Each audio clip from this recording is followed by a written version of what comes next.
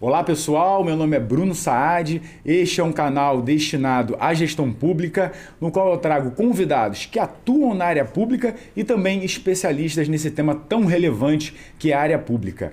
Hoje eu estou aqui em dose dupla com duas pessoas aí de alto gabarito, que são grandes referências profissionais para mim, que nós vamos debater hoje uma área muito importante, que é a área que eu hoje estou atuando enquanto gestor. Antes de eu apresentá-los, eu queria pedir para você que curta, compartilha, se inscreva no canal, ative o sininho para receber as notificações, para que a gente possa dar continuidade a esse trabalho que a gente vem desenvolvendo, que é tão relevante para a área pública. Então, hoje eu vou mudar um pouquinho essa dinâmica, porque são dois convidados e vou pedir que eles se apresentem. Nosso primeiro convidado fez mestrado comigo em Controladoria e Gestão Pública na UERJ, uma grande referência para todos que fizeram esse mestrado. É o Jaime Almeida Paulo. Obrigado, Jaime, por você estar aqui. Ele é auditor do Estado, aqui da Controladoria Geral do Estado do Rio de Janeiro. Vou passar a palavra para ele falar um pouquinho da trajetória dele, do currículo dele. Depois eu apresento o nosso segundo convidado. Obrigado, Jaime. Obrigado, Bruno. Obrigado pelo convite. É um prazer enorme estar aqui. É um prazer poder compartilhar aqui com o nosso amigo da Petrobras. É uma alegria muito grande poder falar sobre esse tema. Como você bem colocou, eu sou auditor do Estado desde 2013, há 10 anos trabalhando na Controladoria Geral do Estado. Na área de integridade privada e acordos de leniência, eu trabalho desde 2019, então chefio essa assessoria e a gente tem um desafio muito grande, como não podia ser diferente na administração pública, recursos, enfim, as dificuldades normais. Mas é um desafio que a gente abraça com muita vontade, com muito amor, com muito desejo, porque é um tema que a gente gosta. Sou graduado em Ciências Contábeis, com pós-graduação na área de Direito, Administrativo, MBA em Finanças Corporativas e recentemente fiz uma certificação em Compliance, justamente cada vez mais me aprofundando nesse tema. Portanto, muito obrigado pelo convite, Bruno. Acho que vai ser um bate-papo muito interessante e a gente vai trocar ideias sobre esse tema que é tão importante para o estado do Rio de Janeiro. Obrigado, Jaime. Eu que agradeço a presença de vocês aqui. Nosso segundo convidado já era uma grande referência, eu escutava muito falar dele diariamente, porque trabalhei com a Clara, que é a irmã do nosso convidado, uma pessoa também sensacional. É o Tude José Cavalcante Brum. Ou Tude Brum, né? Tude Brum, que também atua na área da integridade pública. Obrigado por você estar aqui e vamos nessa. Obrigado, Bruno. Obrigado, Jaime. É um grande prazer estar aqui com vocês. Bom, falando um pouquinho de mim, eu sou advogado de formação, né? Tenho 15 anos sem Petrobras, cargo de advogado. Desde que eu entrei na Petrobras, na verdade, antes de entrar na Petrobras, eu estudava para magistratura, né? Então, fazia emerge e passei na Petrobras e me encantei com a Petrobras. Né, e vi as diversas possibilidades que um advogado poderia ter dentro do sistema Petrobras. Né? Desde então, eu trabalhava com órgãos de controle, né, fazia ali a defesa e o relacionamento, né, com o TCU, com a CGU, são os órgãos de controle federal, né, da Petrobras. Depois de um tempo, né, eu recebi um convite para ir para a Transpetro. Na Transpetro também cuidei ali dos órgãos de controle, depois fui para a área de conformidade, né? Depois assumi uma gerência lá de governança, conformidade, controles internos. Então está sempre voltado ali para a área de controle, né? Ou controle de legalidade, ou controle de conformidade, né? A segunda linha de defesa da companhia. E fiquei ali algum tempo, depois assumi outras competências, Jaime. A gente vai trabalhando, o pessoal vai empurrando mais trabalho, Com né? certeza. Então... é bem ditado, né? Burro bom, carga dele. É, isso aí. Vai assumindo. Aí já assumi lá riscos, controle interno, segurança da informação, LGPD, conforme... Cara, era um universo de coisas, né? E agora, eu retornei para a Hold, fiquei 7 anos na Transpetro, né? Retornei para a Hold agora no final do ano passado, estou em controle interno de participações societárias. Você imagina também a loucura. O volume e o desafio. O volume e o desafio das participações societárias da Petrobras. Então, sou formado em Direito, tenho pós-graduação em Relações Institucionais, tenho um LLM em Compliance, tenho uma outra pós também em projetos de gás e energia, né? E óleo e gás.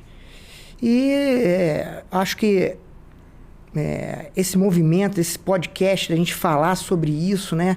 Trazer essa nova forma de comunicação, né? Que você atinge vários públicos, né? As pessoas hoje têm uma vida muito agitada, né? Então, a gente falar num podcast, eu acho que isso vai atingir um outro público que a gente não está acostumado a atingir. Com certeza. Né? Pelo LinkedIn, pelos artigos que a gente coloca, porque às vezes as pessoas estão ali atribuladas, cheias de afazeres e não conseguem parar para ler um artigo complexo, grande, né? Ou ler uma publicação, né? Assim, muito extensa na internet. Então, acho que é uma excelente iniciativa. Eu quero parabenizar aqui o Bruno e agradecer o convite. Me sinto muito lisonjeado de estar aqui com vocês. Eu que agradeço. É bom que nós todos temos experiências na área de controle e trabalhamos hoje com a integridade. Eu acho que vai ser muito enriquecedor falar um pouco da integridade no âmbito público, nessa relação que a gente chama de integridade privada, falar de acordo de leniência. Então vamos seguir, que hoje a gente tem muito para abordar. E eu queria começar já com uma provocação bem sutil para a gente ir alcançando o nosso ápice. Por que a integridade ainda é um tema tão incipiente, né, na área pública? Na área privada, nós temos já uma vasta caminhada, até porque envolve recurso financeiro do investidor, né? Nós temos aquela relação da sociedade, do societário, enfim. Mas por que a área pública ainda é tão incipiente? E aí tudo já pode engrenar aí, depois a gente vai caminhando. Bom, eu dividiria aí que a área pública em dois grupos, né? Eu acho que a área pública realmente, essa questão de integridade é muito incipiente na administração pública direta. Né? Na administração pública direta porque, como era na administração indireta no início, né? É visto como um custo. Né? Ninguém quer ser controlado. Essa é a verdade. Tem gente que se sente até ofendido. Mas eu preciso ser controlado, mas eu sou honesto. Né? E a questão não é essa. Né? O processo tem que rodar perfeitamente, independente de quem esteja à frente. Né? Na administração pública indireta, eu acho que, na verdade, as empresas estatais, elas deram um grande salto e elas são grandes fomentadoras do compliance, da integridade no país. E aí é difícil não citar a Petrobras, né? Porque tudo que a Petrobras passou recentemente, uma crise de integridade que ela passou, né?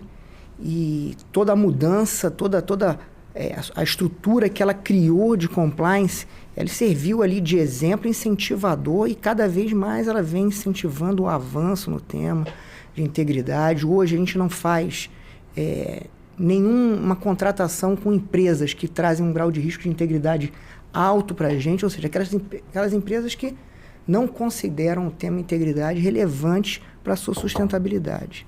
Né?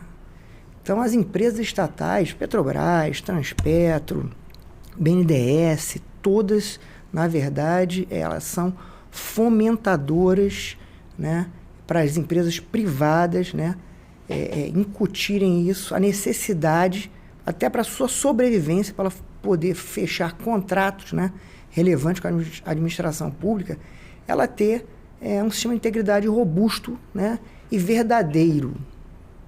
Né? Porque a gente viu muito no início, né, empresas que colocavam ali um sistema de integridade que era para inglês ver. Né? Um sistema de integridade que era só para ela conseguir ali um contrato com a administração pública. Começou a ter dificuldade de contratar com a administração direta também. Né? Que muitos municípios, muitos estados já têm, né, um impedimento para essas empresas, né, entrarem aí numa contratação, numa licitação, né? E tal qual as empresas estatais. Né? Então, essas empresas tiveram que ir avançando e, assim, eu acho que a gente está avançando. É um processo. A gente não vai sair do zero ao 100 em pouco tempo. A gente já teve um grande avanço. Com certeza. Se a gente considerar em 2014, que é há pouco tempo atrás, né? 9 anos atrás, não se falava em compliance no Brasil. Né? É verdade. Mal se falava em governança. Né? Então, de lá para cá, a gente teve um grande avanço e estamos avançando cada vez mais, né, no tema. O que você acha aí, Jaime? Olha, tem duas coisas. Uma, primeiro, que eu acabei esquecendo, né? Preciso fazer um disclaimer aqui. A minha opinião, ela não necessariamente reflete a diretriz da Controladoria Geral do Estado. Feito esse ponto, vamos ao tema. Olha, tem duas questões aí que eu acho importante. E por que eu acho que a administração pública não está no mesmo ritmo da área privada? Primeiro, tem uma questão envolvendo recursos. A movimentação na administração pública é mais lenta, principalmente na direta. A área de integridade, compliance mais para privada e integridade mais para pública, ela não era vista como uma área importante. Na realidade, era tida como um custo, como você bem colocou. Hoje isso está mudando.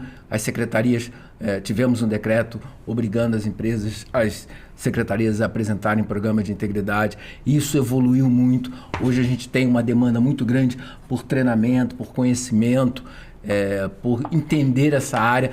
Várias pessoas estão se apaixonando por essa área de integridade. E isso é importante. As secretarias estão começando a dar a devida importância a esses programas de integridade. E concordo com você, Tude. Eu acho que um dos grandes problemas que nós tivemos, e ainda é um grande desafio, é a efetividade desses programas. Eu que trabalho na área de integridade privada e acordo de leniência, vivenciei muito isso.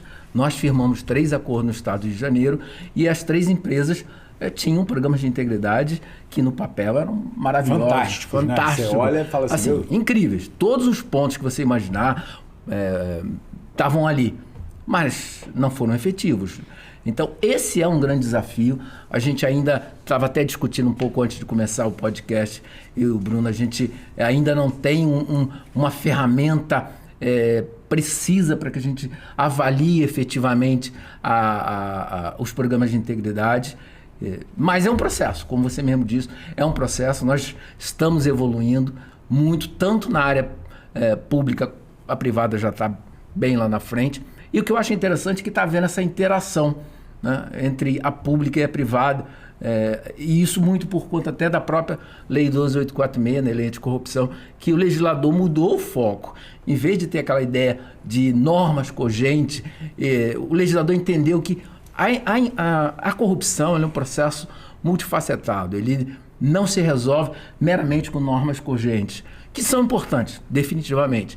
Mas é preciso muito mais. Você precisa trazer a iniciativa privada para dentro desse discurso, trazer a área pública, porque a área privada é um importante ator nesse processo, no combate à corrupção. E a gente está vendo isso, cada vez mais eventos juntando a área pública e privada. Esse podcast é uma ótima oportunidade da gente falar sobre o tema, trazer o tema à discussão, para a gente cada vez mais ir evoluindo nessa temática. Essa evolução a gente percebe que a gente que está na área pública, e aqui é muito, muito, muito interessante, a gente conseguiu fechar aqui uma administração direta e indireta. A gente vai trazer visões de ambos os lados, os desafios, né, essa cultura que vem sendo desenvolvida. Na área pública, eu acho que é um processo um pouco mais lento na administração direta, mas o próprio gestor, ele hoje vê a área de integridade como uma área um campo de segurança. Eu recebo contratos lá na minha atuação para fazer uma análise, ou um contrato de patrocínio, uma análise de integridade daquela empresa em que a administração direta está investindo um dinheiro para fomentar uma área, por exemplo, e ele se sente mais seguro na hora de contratar ali um patrocínio quando tem um aval na nossa área. Quando tem quando uma empresa quer arcar com os custos de um profissional para levá-lo a uma atividade, a um congresso, a gente recebe aquela consulta, avalia todo o contexto para dizer se há ou não um conflito de interesse. Eu acho que é um processo que tende a todo mundo ganhar, tanto a área pública, que é um dos maiores contratantes, né? A área privada faz muito contrato com a área pública, para todas as áreas, então é importante essa interação. E nesse ponto de evolução de maturidade, eu vejo o apoio da alta administração como algo a ser alcançado. Quanto maior o apoio do gestor, da pasta, o próprio gestor do executivo, os pontos que estão os heads ali, E no fomento desta área, eu acho que o caminho para desenvolver, justamente estabelecer essa cultura de integridade, ela vai avançar. E essa percepção de vocês, do apoio da alta administração, como convencê-los? Qual é a tática que a gente que opera nessa área deve utilizar para convencê-los dessa importância? Bom, eu acho assim, quando nós falamos de integridade, sempre vem aquela ideia de apoio da alta administração, né, do tone of the top. Só que mais do que um tone of the top, hoje se fala muito mais do act of the top. Ou seja, mais do que um tom, é preciso a ação. Ou seja, é preciso que a administração efetivamente mostre ações, seja realmente um espelho para que a média gerência, e aí num efeito cascata, você tem realmente a integridade sendo disseminada. Eu tive num evento há uns 2 meses mais ou menos, e um dos temas que a gente discutiu foi justamente isso, a importância da cultura organizacional, né? A cultura da empresa. E isso ficou claro nos acordos de leniência, em que o tom que estava no topo não era o tom que permeava toda a corporação. Então, esse vai ser um grande desafio, e um desafio, inclusive, também para nós quando estivermos avaliando um programa de integridade. Porque como você avalia um programa de integridade nesse item comprometimento da alta administração? A gente normalmente faz uma avaliação muito documentacional, né?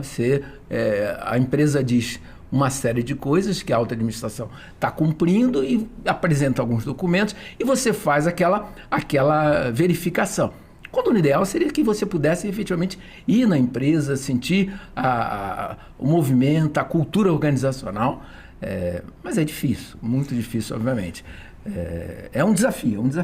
E eu vou pegar um gancho nessa sua fala, que eu acho tão importante, um projeto que a gente vem desenvolvendo na Prefeitura do Rio, que é o programa Agente de Integridade, que vai ao encontro disso, você trazer aliados. Uhum. Então, nós estamos num processo de formação de multiplicadores da área do tema integridade. Agentes de integridade, já estamos capacitando a primeira turma para que eles também disseminem nos seus órgãos, na sua secretaria, para que a gente tenha aliados.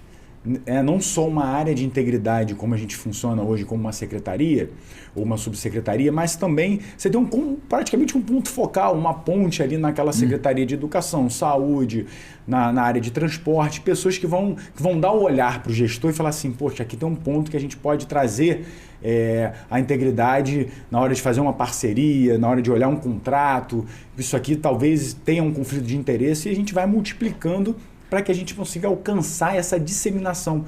Porque nós que trabalhamos na área pública vemos essas estruturas hierarquizadas. E às vezes a gente não consegue chegar lá na ponta. Com certeza. Outro projeto que eu tenho até anotei aqui, que é o Escolha, é uma escola carioca de valores éticos, em parceria com a Fundação João Goulart, em que a gente vai divulgar esse tema integridade em palestras, workshop. Então vai ao encontro do que você está falando. Sim, sim. E na administração indireta? Eu sei que a Petrobras foi referência para nós, enquanto subsecretaria, nos planos que a gente desenvolveu e normas. Também tem essa pegada de abraçar a todos? Eu vou aproveitar o gancho do Jaime, né? Falar que também a minha manifestação aqui são opiniões pessoais minhas, não refletem as opiniões corporativas, né? Mas temos isso também, né? Inclusive a Petrobras por ser uma gigante, né? Você está ali na sede, você está mais próximo à alta administração, e aí o tom do topo, né? Isso fica mais presente. Quando você está lá na operação, né? Lá no interior do Rio Grande do Norte, né? Lá no Amazonas, esse tom do topo não chega tanto, né? Exato. Então, são os multiplicadores de integridade que vão fazer a diferença. Né? Não é a política que você instituiu, não é o padrão que você instituiu. É essa aproximação, essa multiplicador, é você falar sobre o tema. Então, a gente lá, há alguns anos, né, a gente inicia toda a reunião, né, fazendo um momento de segurança, que é algo que está muito na veia da companhia. Eu trabalhei na empresa de petróleo, né, também. Segurança é algo que já a pessoa respira. E a gente colocou, junto com o momento de segurança, né, um momento de integridade. Então começa com um, termina com o outro, depois inverte-se as pautas, para que isso também seja algo rotineiro, que as pessoas... E a gente leva, né? Os gestores são estimulados a levarem ali os assuntos do dia a dia. Né? Vocês viram o que aconteceu ali no jornal, vocês viram o que aconteceu naquela situação, aquela situação ali é um conflito ético. Então as pessoas abordam e discutem isso. Isso é importante. E aí as pessoas são lembradas, né? Então são treinados, obviamente tem treinamento para toda a corporação, né? 100% dos nossos empregados são treinados todos os anos em temas referentes Mas não pode ser só um treinamento, uma vez por ano, 2 vezes por ano, 3 vezes por ano. Isso aí tem que estar no dia a dia, né? Então os gestores têm que ir lá, o pessoal da conformidade tem que ir lá, tem que estar presente, né? Tem que estar ouvindo as pessoas, né? Se mostrando parceiro do negócio, parceiro do gestor. Afinal de contas, o CNPJ, o que é um CNPJ? O que é uma pessoa jurídica? Ela é o somatório de CPFs. Exato, perfeito, muito bom. Né? Ela é o somatório de CPFs. Então, como é que você convence o gestor que a integridade é importante? É falar para ele, meu amigo, é o seu CPF que também está em jogo. Sim, sim. Né? Esse negócio é importante porque o teu CPF também está em jogo. Aí você começa a fazer com que aquela pessoa entenda que aquilo ali também é um problema dele. Né? Não adianta a gente ter um melhor programa de integridade, não adianta a alta administração estar fomentando o tema dentro da companhia se as pessoas não acreditam que isso é importante. Eu vou pegar aqui um gancho nessa sua fala. Então nós trouxemos o tema, envolvemos os nossos CPFs naquela pauta, porque realmente na hora de assinar um contrato, na hora de fazer uma ação antiética, seu CPF está ali no meio. Né? Isso vai acabar também repercutindo, eu vejo muito essa repercussão para o colega que está do lado. Você quer contratar uma pessoa que vai ter uma conduta incompatível com o que você prega, você vai sobrar para você também, às vezes no seu setor. E aí eu pegando essa sua fala, quando a gente fala sobre o tema, a gente tem aliados, um próximo passo seria trazer a temática para dentro de processos, criar procedimentos de análise, por exemplo, na área de contratação de pessoal, na hora de fazer um patrocínio, na hora de fazer uma parceria, seja qual for, da iniciativa pública com a privada. E aí eu bato muito nessa tecla também de a gente não ser só o discurso, né, da temática, mas introduzir isso, operacionalizar a integridade, que é um tema que eu gosto muito de falar, trazer isso para os processos. E qual é essa visão de vocês?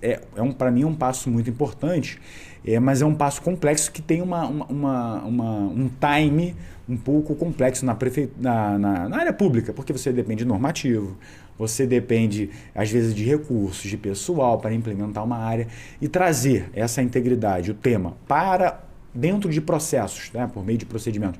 É um caminho que a gente deve realmente seguir, importante? Qual é a opinião de vocês? Bruno, eu gostaria só de voltar um pouquinho. Vamos lá. Só para fazer 2 comentários em relação ao que a gente estava discutindo antes. Primeiro, falar que lá na Controladoria Geral do Estado, a gente criou, na época da criação da Controladoria, criou-se também a Escola Superior de Controle Interno, que é uma escola que tem nos ajudado muito na temática de integridade.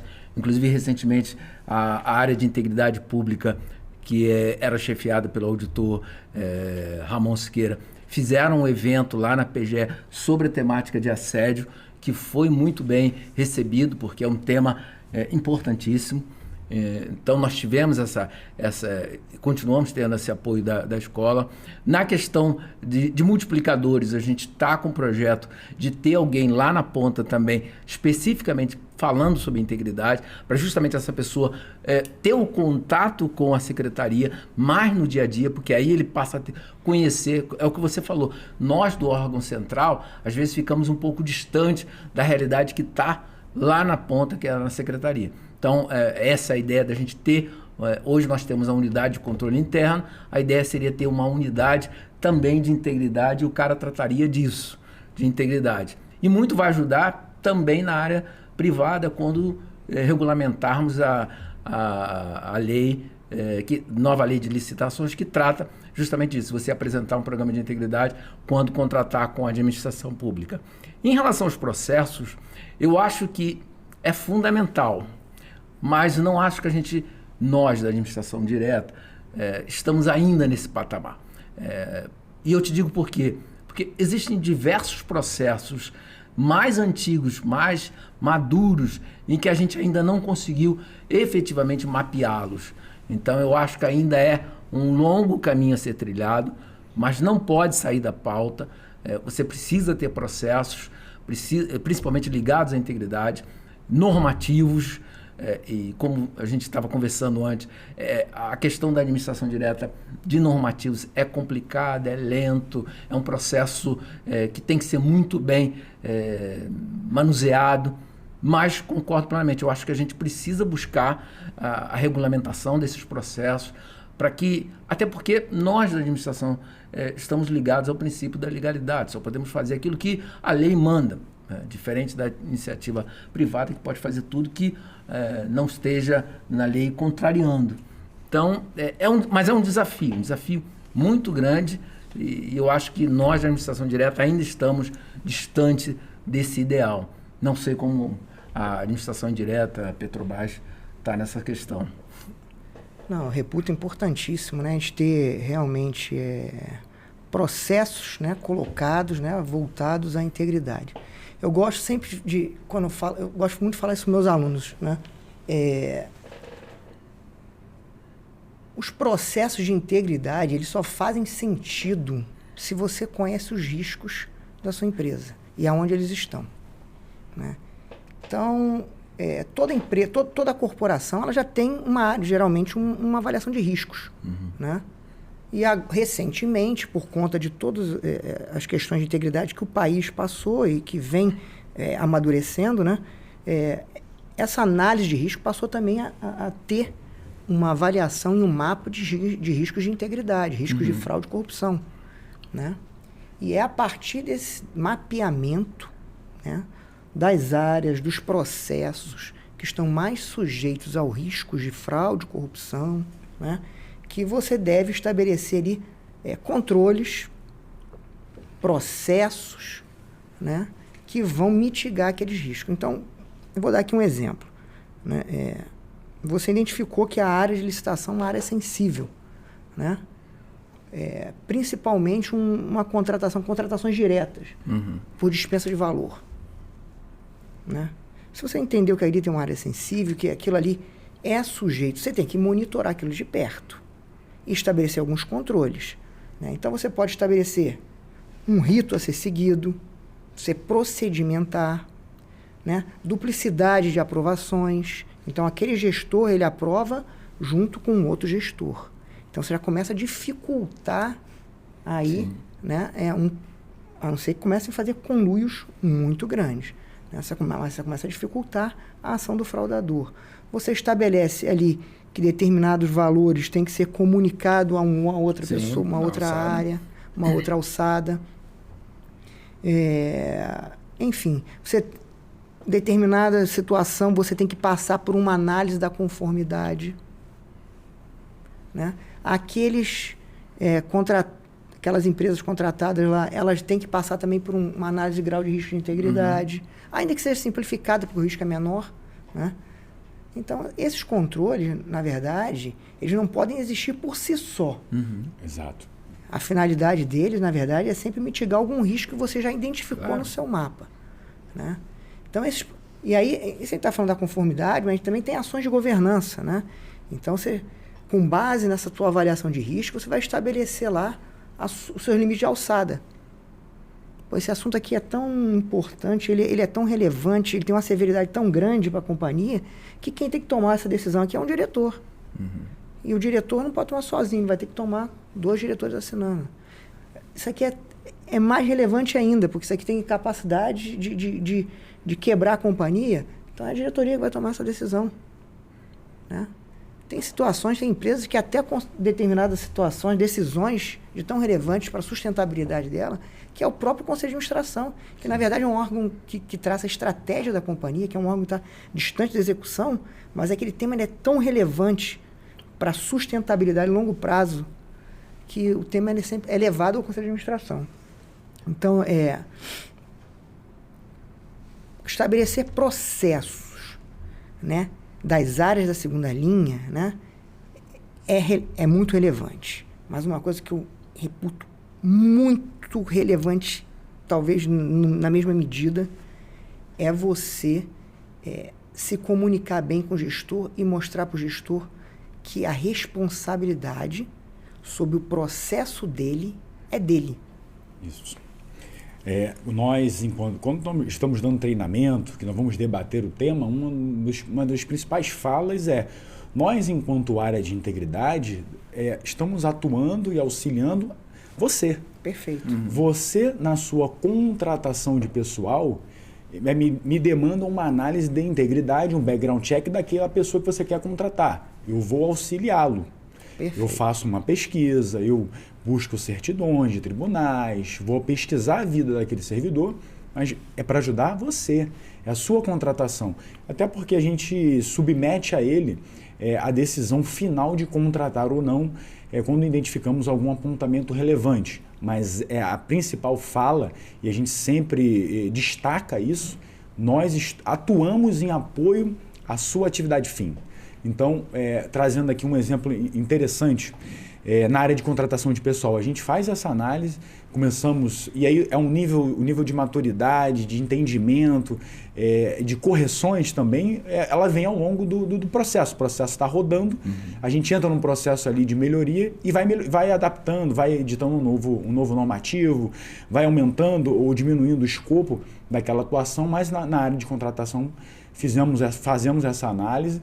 No início fazíamos sobre todas as contratação de estranhos quadros, com a mesma análise. Em dado momento, nós entendemos que era importante fazer uma análise mais aprofundada em um determinado cargo, que tinha uma gerência, que tinha poder da caneta, por exemplo, e outros a gente conseguia fazer uma análise até posterior à nomeação. Então, é um processo importante para uma área, que é a contratação de pessoal, e tem uma atuaçãozinha lá da integridade, olhando, auxiliando o gestor, dando a ele o suporte para que ele contrate o melhor servidor.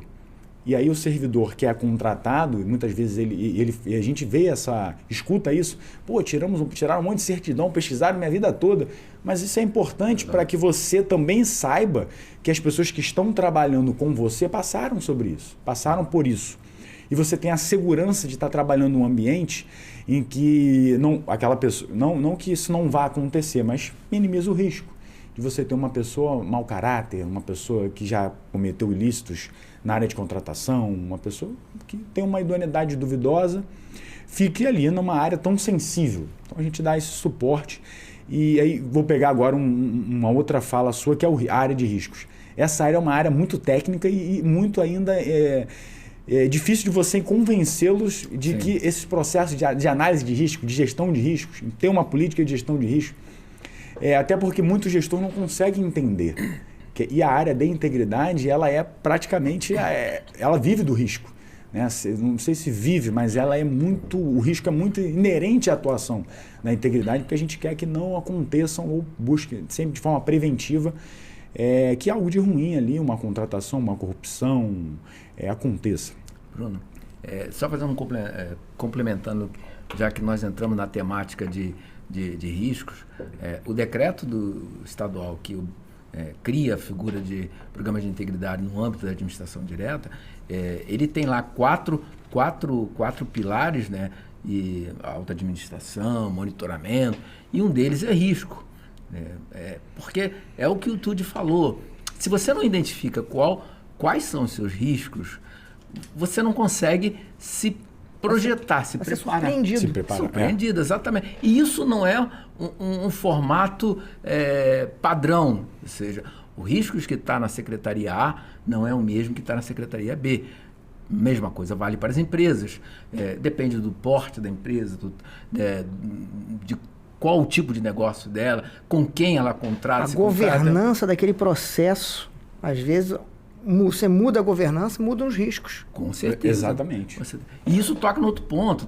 Você não avalia os riscos e fica parado, bom, acabei, não tem mais nada. É um processo contínuo, Exato. porque a empresa vai mudando, a administração direta vai mudando, a secretaria vai mudando, novos riscos vão surgindo, né? E isso é outra coisa que é importante, né? Nós temos a figura do Risk Owners. É importante que a administração direta, principalmente, entenda, né? A secretaria entenda que o risco, o dono do risco é a secretaria. Porque ninguém melhor do que o gestor entende qual é o risco daquela secretaria. Nós, da administração central, é o que você falou, nós damos o suporte, traçamos as diretrizes, mas o dono do risco está lá, na primeira linha. Entendeu? Isso é fundamental. E vai ser um desafio. É um desafio muito grande, porque o Estado, principalmente a administração direta, nunca teve muita cultura de risco. Não. E a gente está evoluindo nisso. Isso é bom porque era uma temática que pouco se comentava, tanto no meio acadêmico como ali no operacional. E hoje a gente já se vê vários treinamentos envolvendo risco, várias pessoas debatendo risco dentro da administração pública. Então, acho que isso foi a área de integridade trouxe uma contribuição muito grande para a administração, principalmente a administração direta. E nesse ponto o risco, então, é fundamental. Vou só trazer aqui essa informação. O decreto é o 46745 de 2019. Lutei muito para que a gente implementasse o plano de integridade lá na secretaria onde eu trabalhava antes de ir para a prefeitura. Era uma batalha, foram quase 8 meses. Precisamos ter um plano de integridade, um programa de integridade, ter um plano. E aí, na segunda gestão, a gente teve esse entendimento e aí foi um desafio, porque era um desafio profissional também para todos, porque claro, era uma área nova. A controladoria da CEPOL, ela foi criada em 2019. Então, você vai formando profissionais, você tem que trazer primeiro profissionais que entendam daquela área. E aí, numa secretaria que é atividade fim, não tem nada a ver com... lá é segurança pública. Você pensar profissionais que atuam, que têm essa visão, que têm esse estudo para formar uma equipe. Olha que desafio que é isso. Com certeza. Formar uma equipe de profissionais que podem estar já preparados ou em formação. Vamos debater esse tema, a gente precisa avançar nessa temática. E aí você traz essa cultura da integridade, a necessidade de criar um normativo. Aí você tem que criar um normativo. Você tem que ter pessoas especialistas para realmente criar um normativo. E aí você tem que ir às áreas, ouvir quantas reuniões a gente faz com as áreas. E aí, mas para que isso? Vamos fazer? Não, tá querendo dificultar, eu tenho que fazer tal área, eu tenho um monte de coisa para despachar. Calma, isso aqui é para te ajudar nesse seu processo, a gente vai trazer aqui algum controle, né? E vai avançando.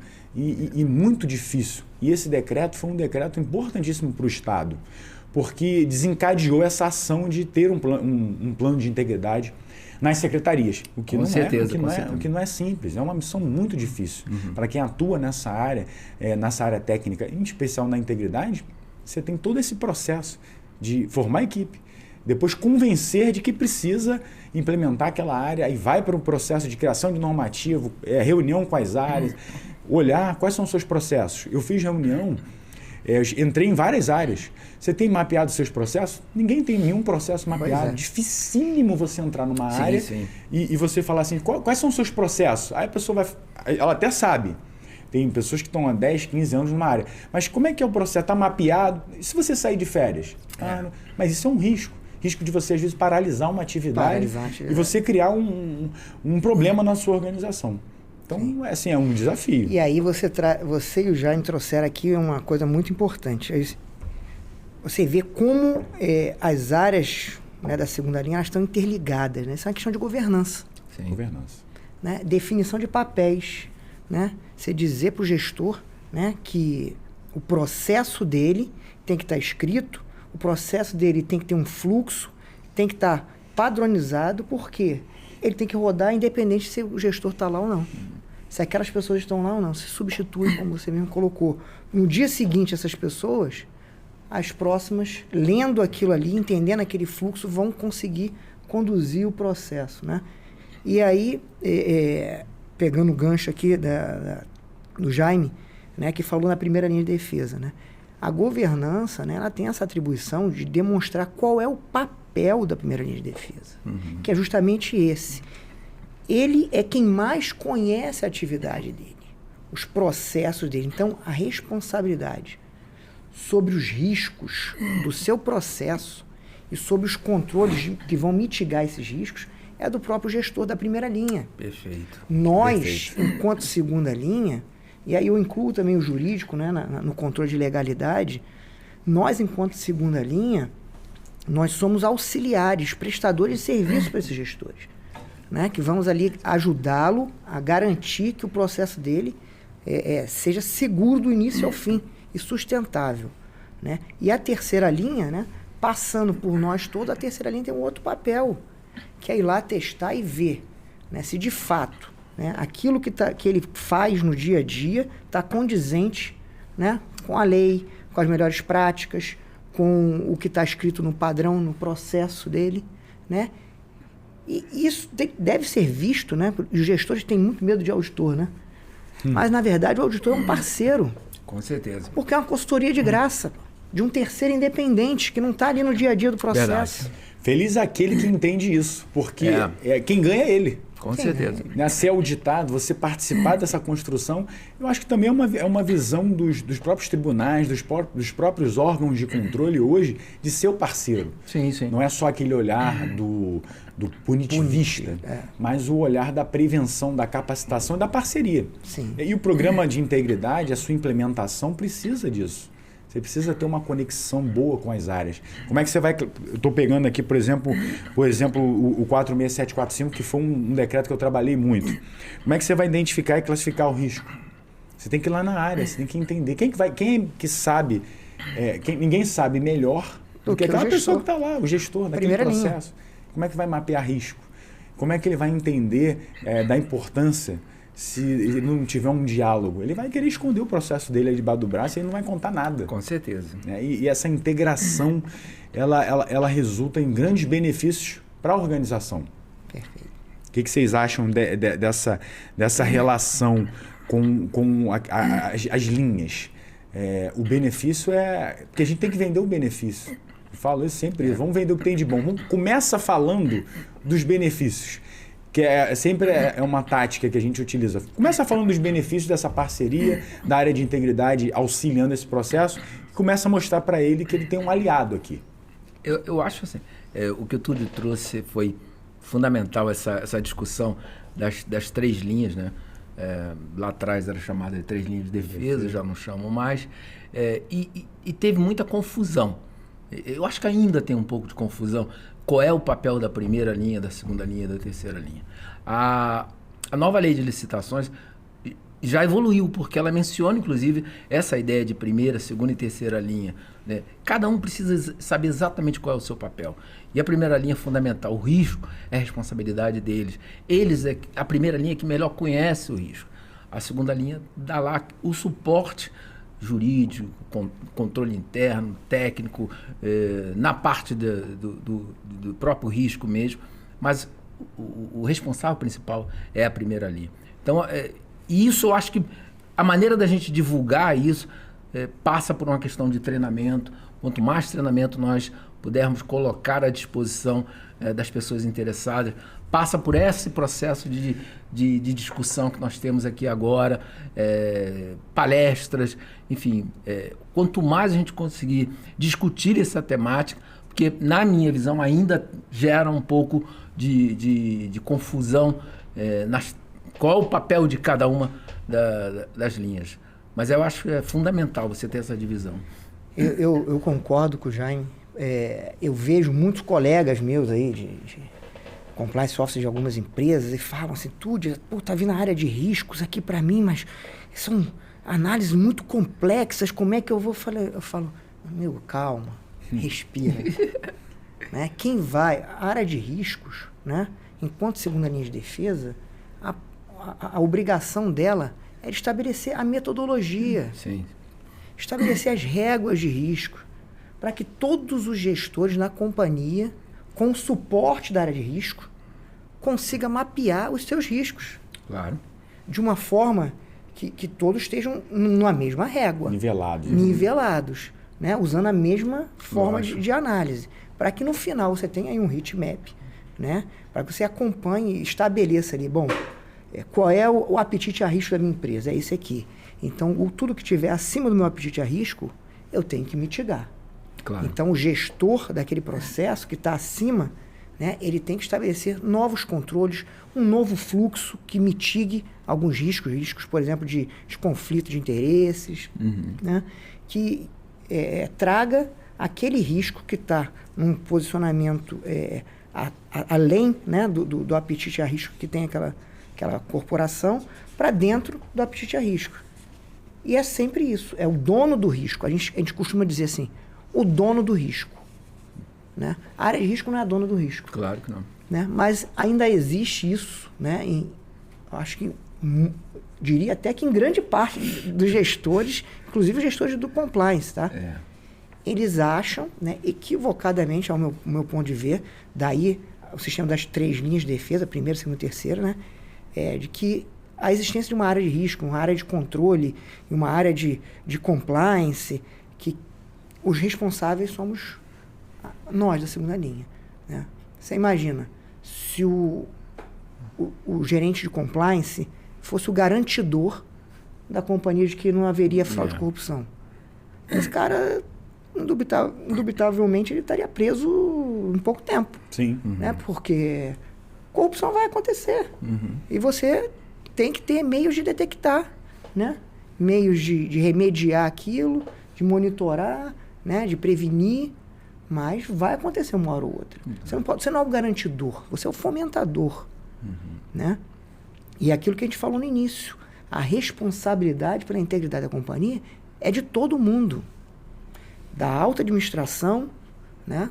Também nas suas decisões, né? Também no seu patrocínio da causa, né, para toda a corporação, mas é de cada um dentro da corporação. Né? Cada empregado tem a sua parcela de responsabilidade, seja ele porque cumpre as regras, cumpre os normativos, né? Seja ele porque atue de forma ética, porque antes de qualquer ação que ele faça, ele reflita se ele está agindo da forma correta, seja ele quando vê um colega agindo de uma forma errada, repreender o colega e falar, esse tipo de conduta não é compatível aqui com a nossa empresa. Porque você vai transformando o ambiente, né? Um ambiente transparente, um ambiente que as pessoas se comportam daquela forma, a tendência é que todo mundo se adeque. Ainda mais essas empresas que você tem muita rotatividade de pessoas, né? Então aquela pessoa que chega, ela vê um ambiente ali transparente, um ambiente que todo mundo se ajuda, se respeita, todo mundo atua conforme está escrito ali, que tem controle, a tendência é que essas pessoas se adequem ao ambiente que elas estão chegando. Né? Então essa aí eu acho que é uma das grandes questões de estabelecimento dos papéis de cada um. Quando o Tude fez a referência os pilares do programa de integridade, prevenção, detecção e remediação. Eu, quando avalio um programa de integridade no âmbito, por exemplo, de uma leniência, eu espero ver uma grande parte das ações na parte da prevenção. Esse é o grande ganho do programa de integridade, é você prevenir. Mas, óbvio, você não consegue prevenir todas. Alguns ilícitos, eventualmente, vão passar. Então, você precisa ter ações também na segunda parte, que é a de detecção. Você precisa detectar essas ações que passaram. E mais importante, você precisa ter ações, precisa ter punições. Ou seja, é importante ficar claro exatamente, olha, a empresa ou a secretaria não adota esse tipo de postura. Qualquer pessoa que seguir por esse caminho vai sofrer as consequências. Isso tem que ficar muito claro. A regra do jogo tem que ficar muito clara. E esses 3 pilares são fundamentais no programa de integridade. Entendeu? E na hora de avaliar com mais profundidade, a gente falou aqui do programa de integridade privada, da 7753, na hora de avaliar isso, eu tinha muita dificuldade, enquanto órgão de controle, quando trabalhava lá na CEPOL, de como é que o gestor lá do contrato vai avaliar esse programa de integridade? Como é que ele vai se debruçar? Às vezes é um gestor para vários contratos, ele não consegue ir a loco para saber se efetivamente aqueles processos estão sedimentados. Ele não tem condições de às vezes, ouvir ou escutar um profissional que trabalha naquela empresa para falar, não, aqui os processos são sérios, nós temos um canal de denúncia, temos o reporte, temos voz na hora de fazer uma denúncia. Como é que a gente avalia isso? Bruno, foi bem colocado. A lei 7753, ela é de 2017. O Estado do Rio de Janeiro foi pioneiro. Foi o primeiro estado que criou essa obrigação de apresentar um programa de integridade para as empresas que contratavam com a administração pública. Hoje o patamar é 1.500.000. E como não existia a figura da CGE, na época a CGE foi criada em 2018, atribuiu-se essa responsabilidade para o gestor do contrato ou o fiscal do contrato. Nós estamos trabalhando, nós da Controladoria, trabalhando para regulamentarmos essa lei, inserirmos a figura da CGE, porque entendemos a CGE é o órgão responsável para fazer essa avaliação. Porque é o que você falou, fica muita responsabilidade para o gestor do contrato ou o fiscal do contrato, além de todas as outras responsabilidades, que não são poucas, que ele tem para fazer. Além do que, essa função gestor e fiscal tem uma rotatividade grande, então é um desafio. Hoje, eu acredito que a gente provavelmente vai encontrar nas secretarias um recebimento do programa de integridade sem uma avaliação mais depurada, mais profunda. Talvez ele vá lá na lei e olhe algum dos parâmetros que estão lá, comprometimento da alta administração, tem canal de denúncia, mas sem um aprofundamento maior, até porque a lei ainda não foi regulamentada. Mas é um desafio para ele, e a gente espera, e para a CGE também, a gente espera trazer isso para dentro da CGE, para que a CGE possa fazer essa avaliação. Temos um desafio grande, porque a nova lei de licitação estabelece um patamar de 200 milhões, e a gente entende que 200 milhões para o Estado do Rio de Janeiro talvez seja um volume muito alto, um patamar muito alto, mas qual seria o outro valor? Então a gente está fazendo alguns estudos com a nossa área de BI, e aí fazendo alguns cenários com 50 milhões, 100 milhões, e vendo o que a gente tem de resposta em termos de quantitativo de contratos para poder estabelecer o patamar e incluir também a CGE nesse processo de avaliação, porque hoje está com a responsabilidade do gestor, e eu acho que é muito difícil para o gestor e o fiscal do contrato, dentro das atribuições que ele tem, mais essa atribuição de avaliação, que a gente sabe que não é um processo simples. É um processo que demanda um certo conhecimento de toda essa parte de governança, de riscos, de onde você vai avaliar para efetivamente verificar a efetividade do programa de integridade. Esse é um dos grandes desafios. E eu ouso dizer, Jaime, que é difícil, né, para quem está de fora, né, fazer essa avaliação, mas é difícil para o próprio gestor da área de integridade fazer essa avaliação. Sim. Eu sempre converso com meus colegas, né, e sempre sugiro, né, como uma boa prática, né, anualmente fazer dentro da corporação uma pesquisa. Você contratar primeiro um instituto independente, externo, né, que garanta ali um anonimato daquelas respostas, mas uma pesquisa sobre como o seu público interno enxerga a efetividade das ações, né, do sistema de integridade. Né? Para você tem que ter uma escuta. Você tem que saber o que as pessoas estão achando. Se ela está achando que aquilo está bom, está ruim, se ela confia, né, nos instrumentos, se ela acha que, de fato, aquilo ali é respeitado na prática ou aquilo ali é só para inglês ver. Né? E também eu acho que o ideal é que sejam feitas duas pesquisas. Uma voltada, né, para o sistema de integridade, né, para as ações de integridade. Né? E aí, quando eu falo em ações de integridade, envolve as ações da governança, ações de risco, de controle, do jurídico, enfim. Né? Da conformidade, do compliance, das investigações, da ouvidoria. Então, toda a segunda linha de defesa. Mas eu acho também relevante fazer que a corporação faça também uma análise geral da prestação de serviço, das áreas corporativas, que aí está ali no meio, para saber, para você entender o quanto né, a corporação entende que é relevante e está satisfeito com a pessoa prestando serviço. Que, afinal de contas, nós somos gestores também. Sim. Dos nossos processos. E a gente também não pode... Se a gente quer que o gestor da primeira linha não tenha medo, né, e coloque ali a sua cara, a tapa, né, e fale assim, pô, preciso melhorar aqui? Preciso, então eu vou melhorar. Aí isso aqui é a avaliação da auditoria? Ótimo.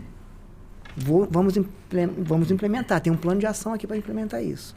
É preciso que ele faça isso também e pegue esse resultado dessa pesquisa e faça ali um plano de ação, execute esse plano de ação e refaça a pesquisa anualmente para ele saber a evolução dele, né, na percepção do seu público interno. Né?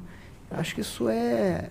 Eu sou fã de pesquisa. Toda a área que eu estou desenvolvendo, que a gente está para implementar, né, inovar ali, eu busco fazer uma pesquisa de diagnóstico de maturidade. Então, pesquisa para mim eu adoro pesquisar administração pública, porque é uma ferramenta que a gente, enquanto gestor, tem, até para dar um norte, um melhor direcionamento. Você vai implementar uma política de gestão de riscos. Como é que você vai implementar essa política de gestão de riscos? Se você não tem um diagnóstico organizacional, você vai começar a criar e elaborar um mapa de risco complexo se a pessoa não consegue identificar o risco do seu processo, ela não tem um processo mapeado. Então eu sou muito fã dessa área e queria fazer uma provocação trazendo todo esse contexto. Vocês acham que a nova lei de licitações ela poderia ter trazido uma causa impeditiva de contratação depois de uma análise de integridade? Você está, às vezes, com uma contratação para ser feita, sabe que a empresa ganhou uma licitação, por exemplo, mas você vê o histórico reputacional, você tem um receio muito grande de contratar com aquela empresa, que já participou de escândalos, ou aquele sócio já participou de outra empresa. A gente, enquanto área de integridade, eu sinto essa falta. Que a gente às vezes fica amarrado, não em todas as contratações, né? Uma renovação, por exemplo, uma contratação direta, talvez o gestor tenha uma maior possibilidade, mas faltou talvez a gente avançar e realmente empoderar a área de integridade para falar assim, gestor, não contrate. Se você tiver o GRI, por exemplo, identificou ali um grau de risco à integridade alto e dá ele o aval para ele falar assim, não vou contratar com essa empresa, uma provocação. Olha, eu tenho uma visão.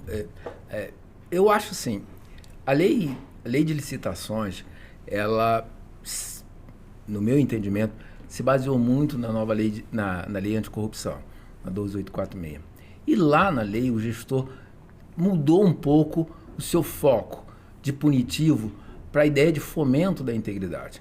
Então a nova lei de licitações, eu acredito que veio também com essa ideia, ou seja, de fomento da integridade, porque eu acho que o objetivo principal, ou o ideal a gente alcançar, é que as empresas entendam que o programa de integridade não é para meramente prevenir uma eventual multa, ele tem que ser muito mais, ele tem que ser parte do processo da empresa, um processo positivo, de melhoria, inclusive, de sustentabilidade da empresa.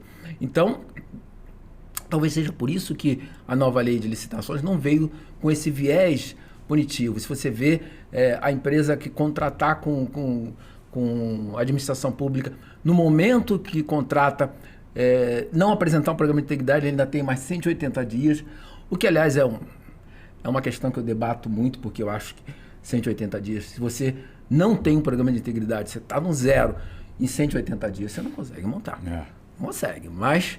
Enfim, deu mais de 180 dias, mesmo tendo uma avaliação negativa, são feitas recomendações, ou seja, tem muito viés de desenvolver, entendeu? Mais do que efetivamente punitivo. Eu acho que é um ponto positivo, eu vou mais por essa linha. Na própria leniência a gente discute muito isso, ou seja, o intuito da leniência não é quebrar a empresa, nunca foi. E não deve ser. O intuito é você mostrar os caminhos para que a empresa passe para aquele momento e olhe para frente. Porque a empresa tem uma contribuição social muito grande, uma função social. Então, eu acho que foi por esse viés. Eu não sei o que o Tude pensa. Não, eu acho que eu concordo também com o Bruno, que facilitaria um pouco, né, a vida do gestor. Né? O gestor público ele sempre fica com medo de tomar algumas decisões, né? Por conta das repercussões que essa decisão pode tomar, né? Então, as empresas... No Brasil, a gente tem uma cultura da judicialização, né? Então, as empresas judicializam, os tribunais de contas, eles podem entender que aquilo ali foi uma restrição à competitividade, você tirar aquela empresa do certame e tal, né? Mas o que a gente tem notado, no sistema Petrobras é assim, tá? Então, a empresa com GRI alto, a gente não contrata. Ela sequer pode participar da nossa licitação. Né? Então, está no nosso edital isso. A gente tem conseguido decisões sempre favoráveis nesse sentido. As empresas judicializaram no início. Agora, elas viram que não está dando certo judicializar. Então, elas estão nos procurando para saber como que eu posso melhorar o meu grau de risco. Né? E é aquilo que eu te falei, é um processo. Né? A gente estava num processo, né? Estava no zero. A gente está andando. Está caminhando. E eu acho, inclusive, que o futuro do compliance, né, é a minha visão, o futuro do compliance vai muito além de fraude, corrupção, a gente vai entrar na questão de ESG. A própria pauta ESG. Sim, sim. Porque são questões, se você parar para pensar, são questões de sustentabilidade da empresa e são questões éticas. Né? Você cumprir o que a lei determina na sua atividade, dos impactos que ela gera para o meio ambiente, isso é uma obrigação. Está na lei, é uma obrigação. Isso não é nada além do que a sua obrigação. Agora, você ir além, que é uma questão de integridade, você ir além do que a lei te exige, aí é uma questão ética. E aí tem tudo a ver com a segunda linha de defesa.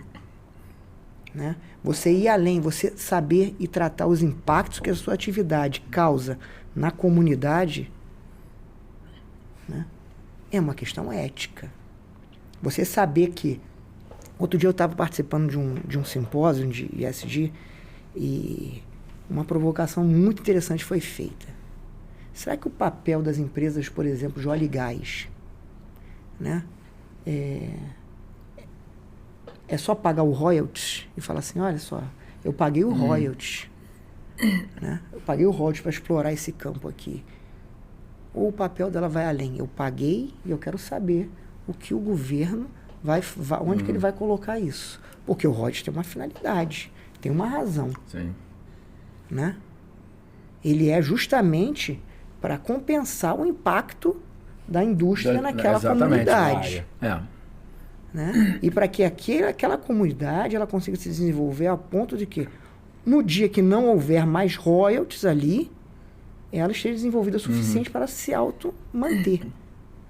Né?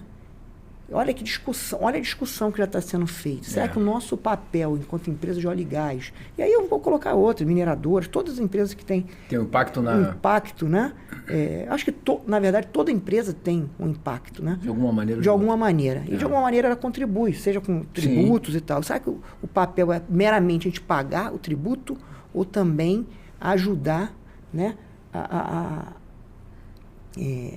as pessoas, né, tendo em vista que a gente já viu que a sociedade civil no Brasil ela não conseguiu ainda se organizar de uma forma de fazer uma pressão grande de fato, né? Será que o nosso papel também não seria ajudar a sociedade civil a se organizar e cobrar aonde deve ser alocado esses recursos, né, e como eles devem ser alocados? Bom, hein? Eu acho que a gente tem tema aqui para ficar uns três podcasts. Com certeza, vamos fazer uma segunda versão. Vamos ter que fazer o Integridade 2.0 para a gente poder trazer temas e discussões mais complexas, porque a integridade ela vai desde um procedimento mais simplório, você está fazendo ali uma análise simples de uma empresa arcar ou não com o custo de um servidor que vai para um congresso, mas para temas altamente relevantes que passam pela pauta ESG, pela governança humanizada. Sim. A questão de diversidade é uma questão ética, de integridade. Com certeza.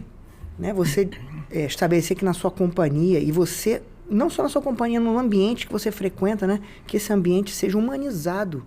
Você tem, todas as empresas colocam lá os seus valores. Será que esses valores, de fato, refletem na ação dessa empresa? É só olhar para dentro.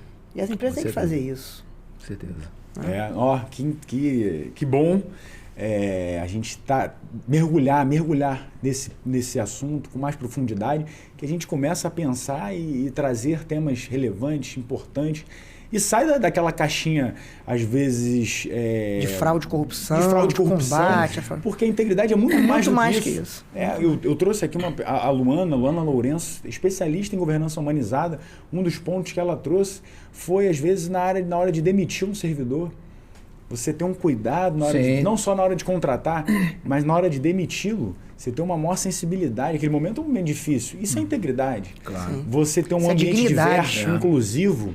Isso é integridade. Né? Então, a integridade ela é muito mais do que só a fraude e corrupção.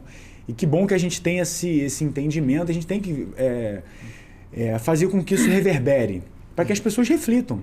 Criem uma autorreflexão enquanto gestores de pastas importantes, que a integridade é muito mais do que aquela área que eu tenho que enviar para lá, pedir a conformidade para fazer uma análise. Não, é muito mais do que isso.